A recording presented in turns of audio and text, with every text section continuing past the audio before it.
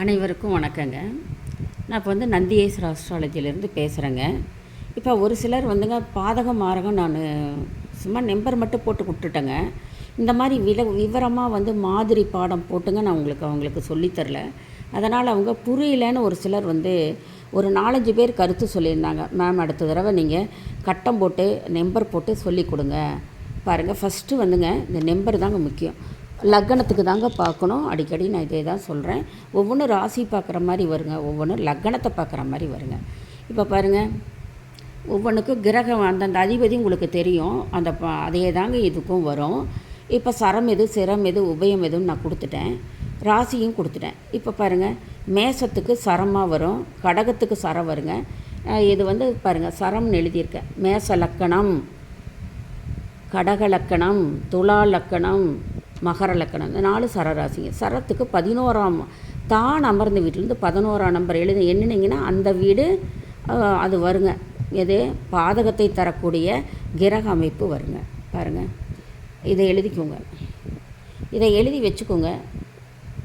சிரத்துக்கு 9ஆம் வீடுங்க. தான் அமர்ந்த வீட்டுக்கு 9ஆம் வீடுங்க. உபயத்துக்கு 7ஆம் வீடு. இது பாதகத்தை மட்டும் தருவார். பாதகம்னா 50%ங்க, மாரகம்னா 100%ங்க. மாரகம்னா என்னங்க, இறப்புக்கு உண்டான கஷ்டங்களை கொடுப்பார். குரு பார்த்துட்டா கொஞ்சம் குறைப்பாருங்க, முழுசும் போகாது, குறைப்பார், கொஞ்சம் 50% குறைப்பார். குரு பார்த்துட்டா உழுகிறவன் உளுந்து எந்திரிச்சு வருவான் கை கால் வீக்கத்தோட. குரு பார்க்கலினா ரத்த காயத்தோட ஒடிச்சிக்கிட்டு வருவானுங்க. இதுதான் வித்தியாசம். பாருங்கள், நீட்டாக நானே கண்டுபிடிச்சி எழுதிட்டேங்க. மேசம் சரம் 11ஆம் இடம் பாதகாதிபதி என்னவா வராருங்க, சனி பகவானாக வராரு. கடகத்துக்கு சுக்கிர பகவான் பாதகத்தை தருவார். துலாத்துக்கு சூரியன் பாதகத்தை தருவார். ரிஷபத்துக்கு 9ஆம் இடமாக வருவார் சனி பகவான். அது ஏன்னா சிரம் அல்லவா, சிம்மம் சிரம் 9ஆம் இடம் செவ்வாய் வருவார். விருச்சகத்துக்கு 9ஆம் இடம் சந்திரன் வருவார். கும்பத்துக்கு சிரத்துக்கு 9ஆம் இடம் சுக்கிரன் வருவார்.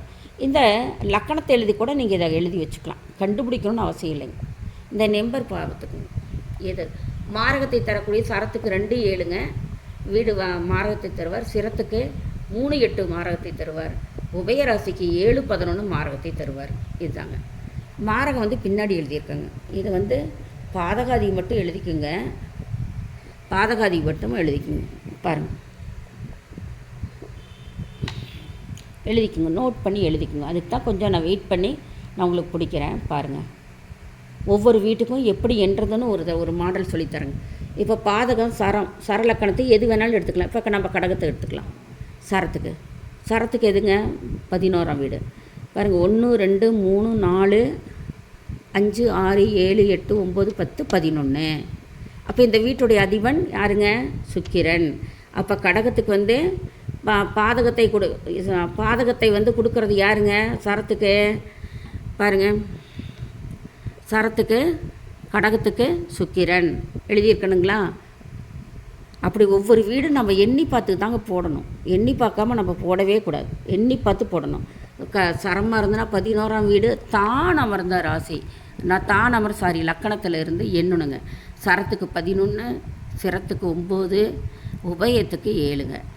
மாரகத்துக்கு பின்னாடி கொடுத்துருக்கணுங்க. 2 வீடு வரும், 2 கிரகங்கள் வரும். 2மே ஒன்றா வர்றதும். இப்போ 2ம் பாருங்கள், இது ஒன்றா வரும். இந்த 1 8 ஒன்றா வருங்க, 2 7 ஒன்றா வரும். புரியுதுங்களா? அப்படி வரும். பாருங்கள், எழுதி வச்சுக்கோங்க, நோட் பண்ணி வச்சுக்கோங்க. எல்லாமே கிளியராக கொடுத்துருக்குறேங்க. நான் அட்டவணை போட்டே கொடுத்துட்டேன்.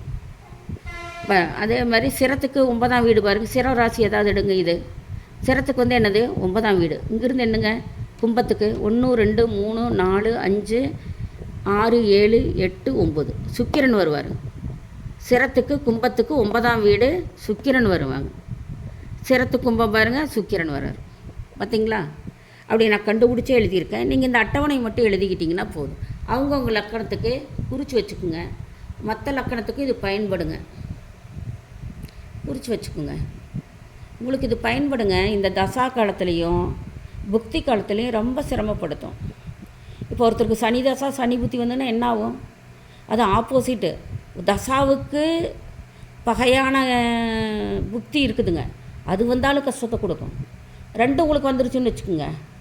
இப்போ 3 8 தசா அது வருதுங்க, அட்டமாபதியாக 8வது வீட்டினுடைய அது வருதுன்னு வச்சுக்கோங்க, புக்தியா கொன்று விடுங்க. நான் சொல்கிறது புரியுதுங்களா? இப்போ மாரகத்தை தர எப்படி இருக்குதுன்னா, உங்களுக்கு 3ஆம் இடமும் 8ஆம் இடமும் அப்படி வாச்சிக்கணும். 6 8 வந்து இன்னும் கஷ்டங்க. இப்போ 6ஆம் வீட்டு அதிபதி இதில் வரலைங்க, அது வந்து தனியாக கொடுத்துருக்கேன் 6 8. இப்போ நான் சொல்கிறது இதில் விளக்கம். 8ஆம் அதிபதியாக உங்களுக்கு மாரகத்தை தரும், அங்கே அஷ்டமாபதியாக 8 வந்துருச்சுன்னு வச்சுக்கோங்க, உங்களை என்ன பண்ணும், குரு பார்க்கலீங்கன்னா போட்டு தள்ளிட்டு போயிடும். அதனால தான் சொல்கிறேன், நீங்கள் உண்மைங்க, இது உண்மை. ஒவ்வொருத்தரும் அடிபட்டதும் ஸ்பாட் அவுட்டுங்கிறாங்க. என்ன காரணம்? குரு பார்க்காதனால தாங்க. 6ஆம் அதிபதியும் 8ஆம் அதிபதியும் ஒட்டுக்காக வந்து சேர்ந்துட்டாங்கன்னு வச்சுக்கோங்க, அந்த காலகட்டத்தில் தசாவும் புத்தியும் சண்டை பண்ணிக்கிச்சுன்னு வச்சுக்கோங்க, ஆகாத புத்தியா என்ன ஆகும்? கீழே விழுந்ததே அடிபடுவான், அவ்வளோதாங்க. அதனால தாங்க நான் இதுக்கு வந்து இதுக்குண்டான கடவுள் பிரசாதம் கூட நான் எழுதியிருக்கேன்.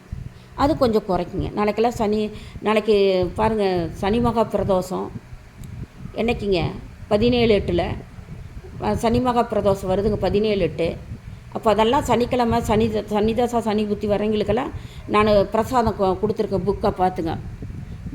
அந்த புக்கில் என்ன போட்டிருக்குதுங்க? சனிக்கு பானக்கம் எள்ளு சாதம் செஞ்சு தரணுங்க கோவிலுக்கெல்லாம்.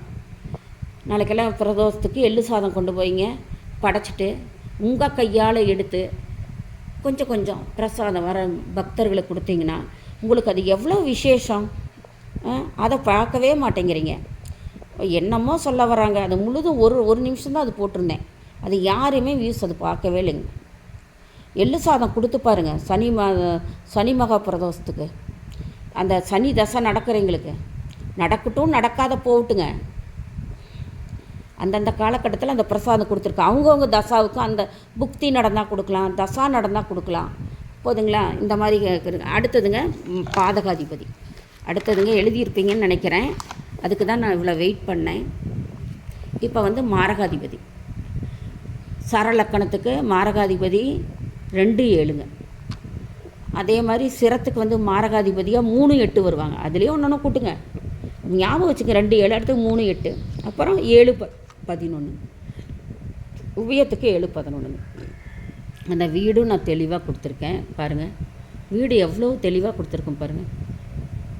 மேசத்துக்கு ரிஷபம் 2வது வீடாக வரும், துலாம் 7ஆம் வீடாக வரும். சுக்கிரனை தான் 2 7 சுக்கிரன் தானுங்க. ரிஷபம் மிதுனம், ரிஷபமும் துலாமும் சுக்கிரன் தானுங்க அதிபதி. அதனால் 2 சுக்கிரனாக வருது. அந்த சுக்கிரனுக்கு உண்டானதே கொண்டு போய் அவள் வச்சு வணங்கிட்டு வரணுங்க. சுக்கிரனுக்கு என்ன போட்டிருக்கிறேன் பாருங்கள், இங்கே சுக்கிரனுக்கு மொச்சை பாருங்கள், சுக்கிரனுக்கு மொச்சை. அப்படி தாங்க நாங்கள் இப்போ கண்டுபிடிச்சி பண்ணிக்கணும். அதுக்கு தான் பிரசாதம் கொடுத்தேங்க நான். பாருங்கள், தெளிவாக மாரகாதிபதி கொடுத்துருக்கேன். சரத்துக்கு தனியாக கொடுத்துருக்கேன். ரிஷபம் துலாம் சுக்கிரன். 2வது கடகத்துக்கு சிம்மம் மகரம் சூரியனும் சனியும் வந்திருக்காங்க. துலாத்துக்கு விருச்சகம் மேஷம் வந்திருக்காங்க. செவ்வாய் தான் வருவாங்க.